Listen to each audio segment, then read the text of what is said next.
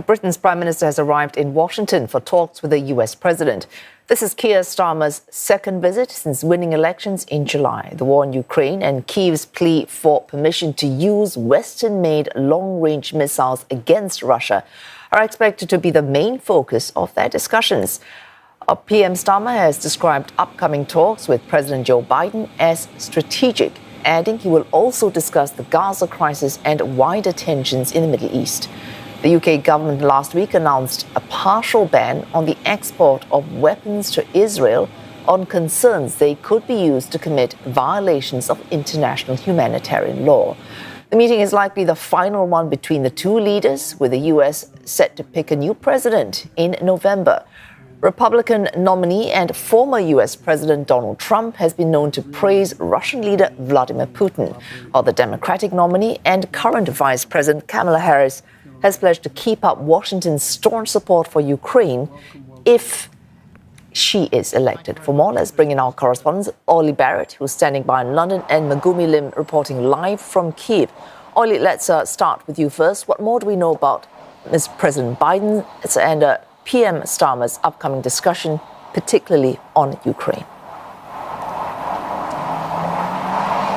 Well, there are several topics on the agenda, but as you were suggesting, the key focus really is on those potential discussions about the use of Western-supplied long-range missiles by Ukraine to strike targets well inside Russian borders. That is something that has not been allowed up to now. Where we are on that is that we basically understand that the UK government has decided that it would be okay with giving the go-ahead to the Ukrainians to strike targets inside Russia with its Storm Shadow missiles, but it needs American sign-off. We understand that the Americans are also very close to that point indeed, but the discussions between Keir Starmer and Joe Biden understood to be important in that regard, even if they will also be talking in broader strategic terms too. Keir Starmer also holding talks with other American officials in Washington today, and we expect that those talks will also focus on the potential use of those UK Storm Shadow missiles by the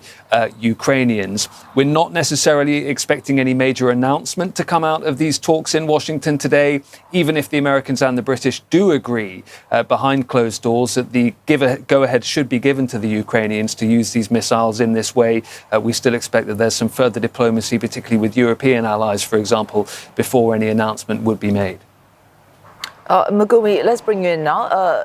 Megumi, President Zelensky in Ukraine has repeatedly asked that these long-range missiles, that he get this approval to use these missiles. Why does it matter so much to Ukraine's effort right now in the war?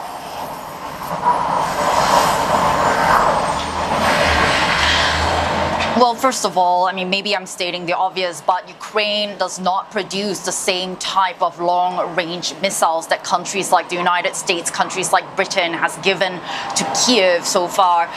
Ukraine does have its own long-range drones that it has used to carry out attacks against military targets inside Russia. Just recently, Ukraine also announced that it, for the first time, developed its own long-range drone missile. And these drones, these Ukrainian drones, can fly hundreds of kilometers and have been effective in reaching Russian oil fields, Russian airfields deep inside Russian territory. But to put it quite simply, these drones just don't have the same kind of technological capabilities as the American long-range ATACMS missiles or the British Storm Shadow missiles. And most importantly, these drones are not able to carry as heavy or as powerful a warhead as these Western supplied missiles. So even though Ukraine has been able to carry out its own attacks using its own weapons inside Russian territory, it's not been able to cripple Moscow's ability to carry out attacks against Ukraine. Basically, Russia still has the upper hand in this aspect. And so just in recent weeks alone, we've been seeing Russia step up its aerial attacks against Ukrainian cities, Ukrainian battlefield positions. Not only schools, hospitals, and homes have been damaged or destroyed, but we've also seen Russia step up its attacks against Ukraine's energy infrastructure. August 25th, the most recent one, Russia carried out one of the largest missile and drone attacks against Ukraine's energy infrastructure, and Ukraine is again facing severe power cuts nationwide. Now, this this is, of course, worrying for an already war-ravaged economy, but also incredibly worrying on a humanitarian level as the summer months have ended and the cold fall and winter months approach. This is why President Zelensky has been arguing for months now that Kyiv needs to be able to use these Western-supplied long-range weapons to effectively damage and destroy Russian military targets inside Russia, such as airfields that carry the very fighter jets that are responsible launching these missiles and glide bombs against Ukraine. Well, Olly, listening to Megumi, that Russia has every reason not to want this agreement to be reached to allow Ukraine to fire these missiles into its territory. And Vladimir Putin already warning ahead of these talks that this would signal NATO being at war with Russia and already expelling 6 British diplomats citing allegations of espionage.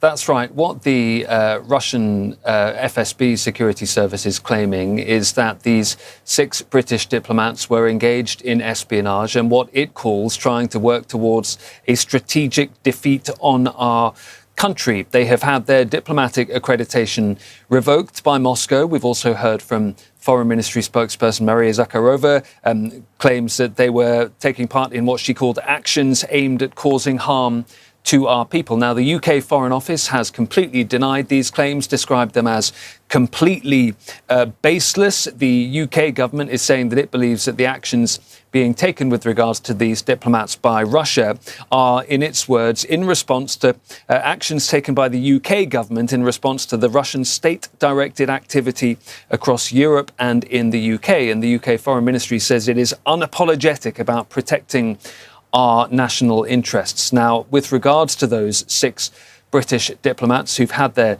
diplomatic accreditation revoked, we understand they've actually been back in the UK for several weeks now, but this is just the latest example of the regularly deteriorating diplomatic relations between Moscow and London. Well, thanks to Olly Barratt reporting live from London and Megumi Lim reporting live from Kyiv.